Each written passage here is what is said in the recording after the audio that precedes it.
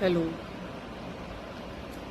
So I have this one very bad habit that whenever I'm hurt or I'm in pain, I just completely keep it very much to myself. I'll just completely go quiet and I'll just weep quietly. And I have not been able to sleep. I have not been able to think. I have been completely quiet past 2 days and 2 nights, and I have been weeping endlessly and quietly. And finally, my husband could not see me in so much agony, and he said, "You must talk about it. You must talk about what's hurting you." Now, the reason for my agony is because I can't stop thinking about that poor pregnant elephant who died in Kerala. I generally don't talk about my pain, but just thinking about her last moments, her last minutes, where I can't imagine what pain she must have gone through. I have decided to stand up and speak for the voiceless. I'm going to be the voice of those who can't speak and who are mute, who are totally depending on us. Because I know that 99% of the time, we humans will be the reason these poor, innocent animals, these creatures will be in pain. She was just a 15-year-old wild elephant who belonged to the Silent Valley National Park. And she was pregnant. She was in prime of her life. She wandered around, she was roaming around because she was hungry and for more food, of course, because she was expecting. And some hooligan fed her a pineapple filled with firecrackers. Sadly, it busted in her mouth, and in that agony, in that pain, that tremendous pain, she roamed around for 3 to 4 days, and finally she went into one river to get some peace, to get some relief from that pain. And then she died there.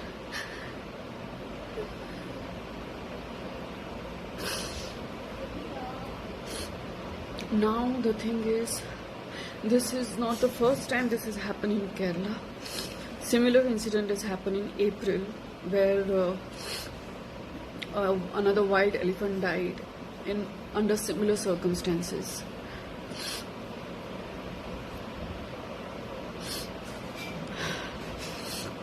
Elephants are protected under the Section 40 of India's Wildlife Protection Act 1972. Not only that, in 2010, elephants were also honored, declared as the heritage animal of India. Despite of all these things, from November 2019 to March 2020, almost 7 to 8 elephants have died under very mysterious, unnatural circumstances. And I just feel that we should do something about it. If we are doing so much for other human beings in these tough times, I just feel that, what is the use of this 100% literacy if you have forgotten what is your humanity, if you have forgotten what is kindness.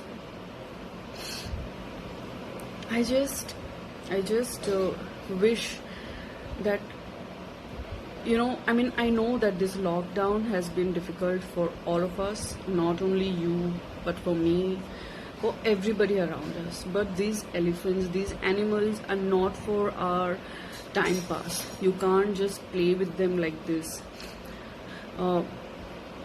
Using this kind of firecracker filled pineapples are snares and traps to keep the wild boars away from destroying their food, which I understand, but it is still a very punishable act.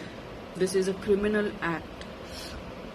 Our very great industrialist Ratan Tata said that committing such an atrocious crime against such an innocent animal is almost as good as a premeditated murder of a human being. I just feel that we all have to do something about it, and we should raise our voice. If we are showing solidarity in everything else, we must show solidarity here also against any of such animal cruelty. Because elephants, after human being, elephants are the second most intelligent and most sensitive, emotional creatures. You will see many videos on Instagram, Facebook, YouTube, where you will see that they are coming to rescue us. You know, they trust us. Is that a mistake? Trusting us, human beings, is that a mistake? I don't think so.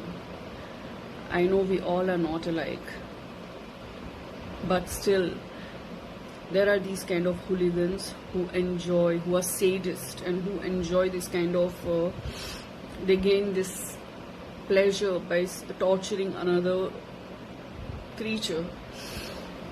I just wish I request to the Chief Minister of Kerala, I request to the Governor of Kerala, I request everyone, please take some strict actions against these culprits and give them the most harshest of punishment. Let us make an example out of them. Once again, I'd like to say that animals live with us, not for us.